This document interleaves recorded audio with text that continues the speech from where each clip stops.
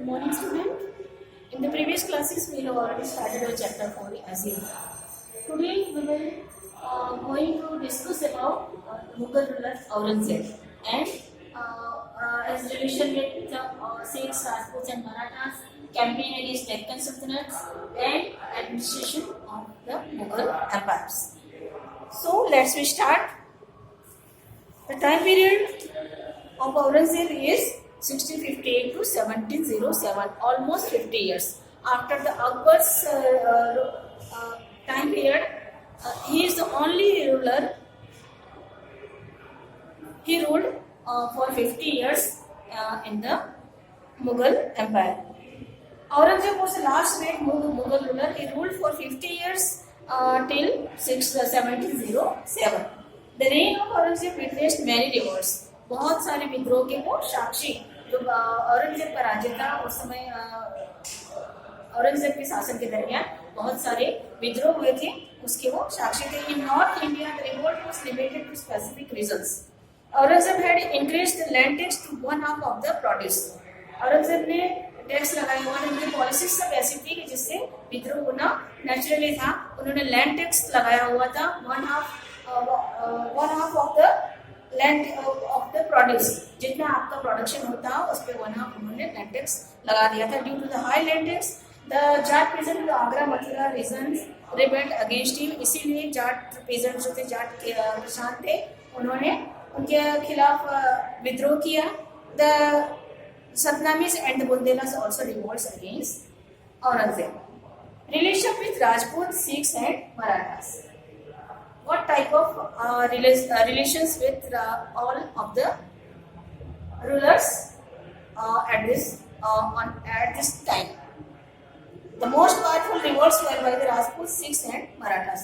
सबसे ज्यादा विद्रोह, पावरफुल विद्रोह किसके साथ हुआ था? मराठा, राजपूत और सिख के साथ हुआ था. Aurangzeb failed. First we go to the Rajputs. Aurangzeb failed to realize the importance of the Rajputs whom the Mughals had befriended since the time of Akbar. सबसे पहले तो औरंगजेब उसी में फेल हुए जो उन्होंने राजपूत का इम्पोर्टेंस उनको पता नहीं था.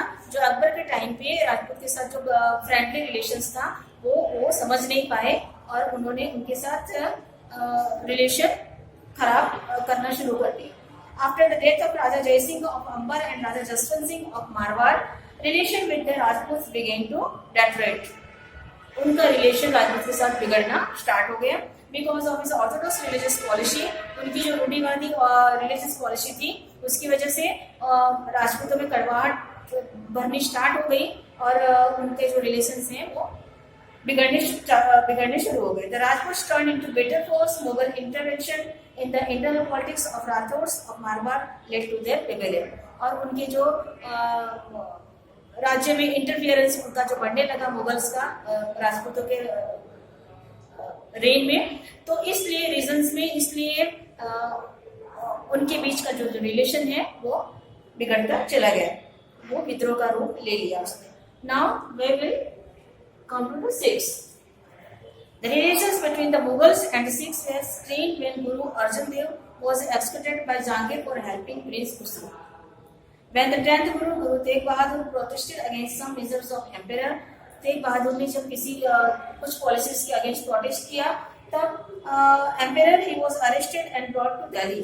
तो उन राजा ने उनको अरेस्ट किया, उनको दिल्ली लाया गया. He was given a choice between death और कन्वर्शन. उनको चॉइस दी गई कि आज या तो आपकी डेथ हो जाए, आपको मार दिया जाएगा, या तो आप मुस्लिम धर्म को कन्वर्ट करिए. मतलब कि वो सिख थे, उनको मुस्लिम धर्म में कन्वर्ट करने के लिए उनको दो चॉइस दी गई कि या तो आप कन्वर्ट हो जाइए, मुस्लिम बन जाइए, या तो आपको मार दिया जाएगा. तो Guru Tegh Bahadur refuse to convert. His martyrdom forced the Sikhs to avenge his death. उन्होंने कन्वर्ट होना कबूल नहीं किया, बल्कि उन्होंने मरना पसंद किया. तो वो मुस्लिम धर्म को उन्होंने स्वीकार नहीं किया, बट वो उन्होंने मृत्यु को चॉइस किया. Guru Gobind Singh organise Sikhs into a militant force called the Khalsa. उसके बाद गुरु गोविंद सिंह ने एक सिखों की संस्था खालसा बनाई. There were violent conflicts between the Khalsa and the Mughals. और उस समय उस दरमियान during this period खालसा और मुगल्स के बीच में वायलेंट कॉन्फ्लिक्ट्स होते ही रहते थे. हिंसक घटनाएं घटती रहती थी। After Aurangzeb death the Sikhs were able to establish their own empire. और औरंगजेब की डेथ के बाद सिखों को अपना एम्पायर एस्टैब्लिश करने के लिए वो सक्षम बने। Now Marathas. Aurangzeb was getting apprehensive about the growing power of Shivaji. Aurangzeb को अनुमान हो चुका था शिवाजी के जो पावर बढ़ता चला जाएगा, शिवाजी का जो साम्राज्य बढ़ता चला जाएगा, जो पावर बढ़ता चला जाएगा, पावर बढ़ रहा था, उसका उनको पहले ही अनुमान हो चुका था। So he sent Shaista Khan to fight against him. तो उन्होंने शाइस्ता खान को उनके अगेंस्ट फाइट करने के लिए भेजा। Shivaji disguised as a marriage party with the 400 soldiers stormed the camp and took everyone by surprise. Shaista Khan barely managed to escape and his army was defeated. Shaista Khan वहाँ पे पहुँच गए और शाइस्ता खान बहुत मुश्किल से अपने आप को वहाँ से बचा के वहाँ से भाग निकले और उनकी आर्मी गई थी उसकी पराजय हुई। Next Aurangzeb sent Raja Jai Singh to capture Shivaji and bring him to Agra. फिर उन्होंने राजा जयसिंह को शिवाजी को कैप्चर करने के लिए भेजा और उनको आगरा बुलाया। The fort of Purandar was besieged. उन्होंने पूरा पुरंदर फोर्ट ही सीज कर लिया। किसने? राजा जयसिंह ने। शिवाजी जिसमें रहते थे वो पुरंदर फोर्ट ही सीज कर लिया। Shivaji was captured. फिर शिवाजी वहाँ पे पकड़े गए। He was not treated with honor and was about to leave the court when he was arrested. उनको कोई सम्मान, उनको कोर्ट में एक अपराधी के रूप में ले जाके अरेस्ट करके वहाँ पे खड़ा किया गया। He was put in prison but he managed to escape in basket of fruits.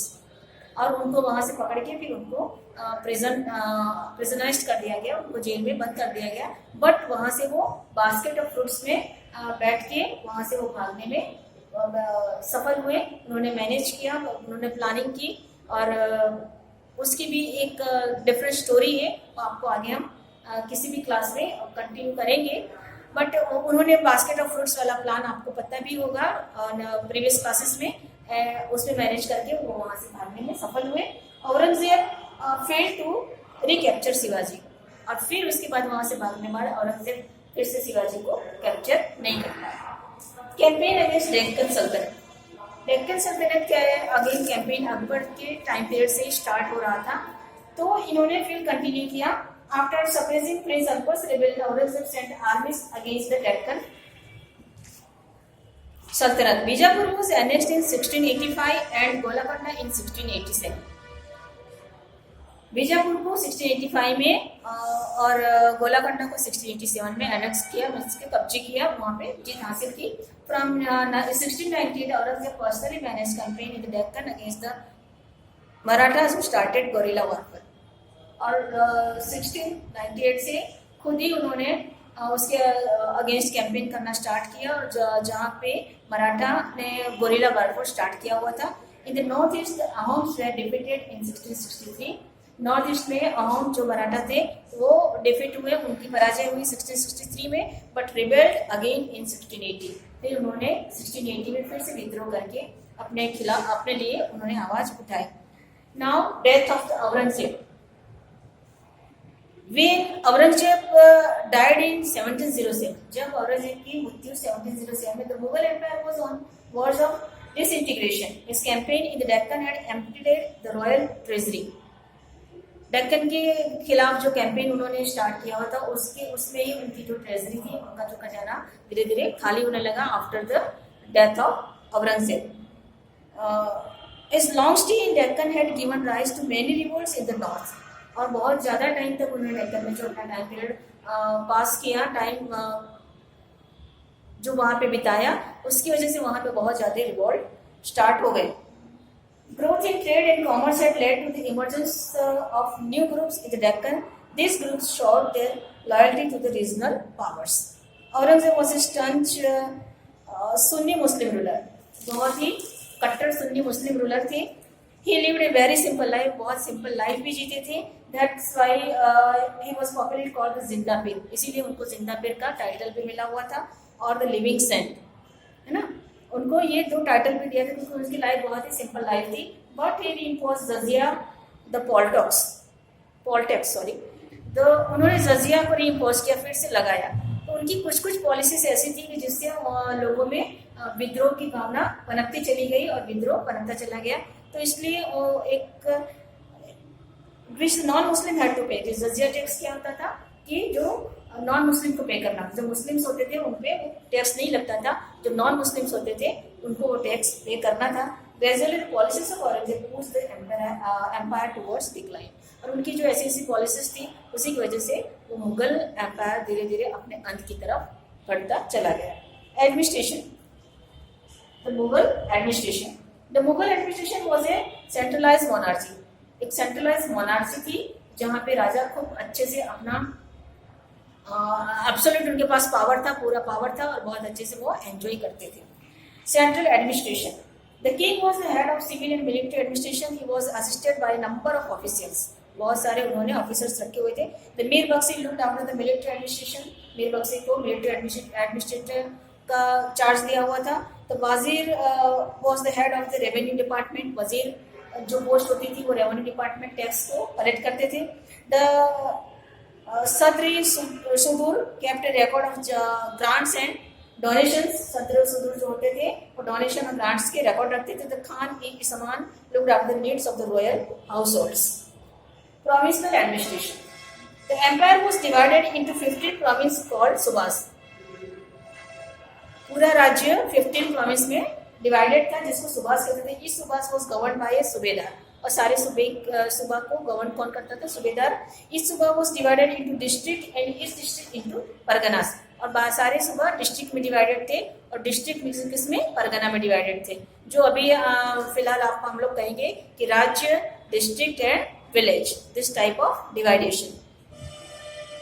The officer in charge of the town was called the kotwal.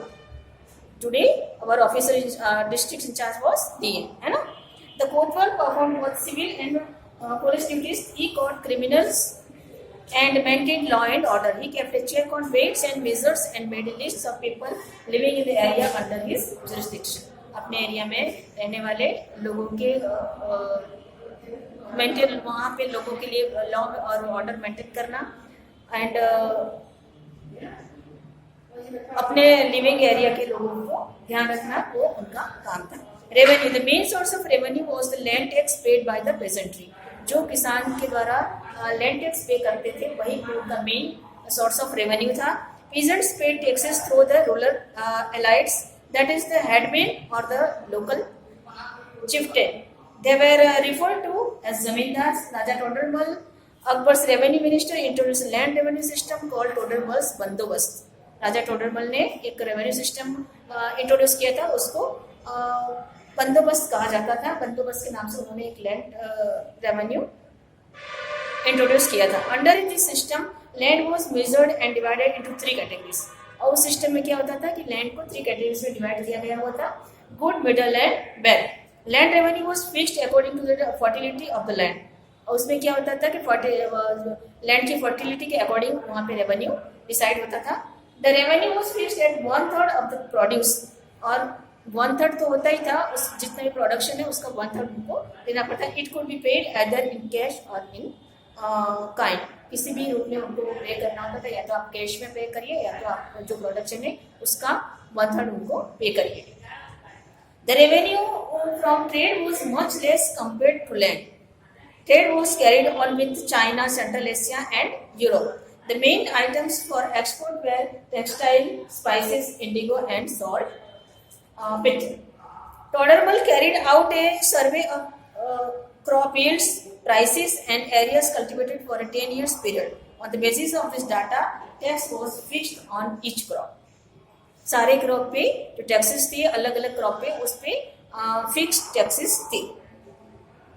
Each province was divided into revenue circles with its own rates for individual crops.